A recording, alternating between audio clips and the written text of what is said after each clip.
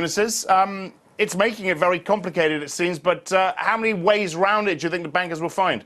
Exactly. It is making it extremely complicated, and I think the aim was actually to increase transparency, and I think it's actually going to have the reverse effect. We're going to find that the banks are going to find much more complex ways to try and get around this. They need to remain competitive globally, not just within the EU, but globally, to keep those star performers over here, and that really is going to involve having good bonuses, good pay structures.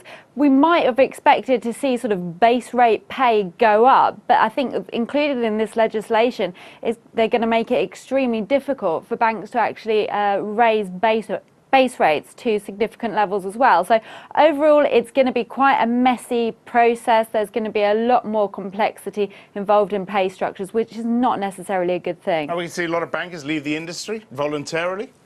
I don't think necessarily leave the industry, but they might be looking to perhaps spread their wings globally and move to different areas of the world, not necessarily to stay in Europe. And I mean, you know, these are big sums of money that we're talking about, so they're going to be looking to the areas which are most competitive. On RBS, just looking at the share price, down about 1.25% at the open. It seems like the market's focusing on this loss rather than this operating profit number after all these charges.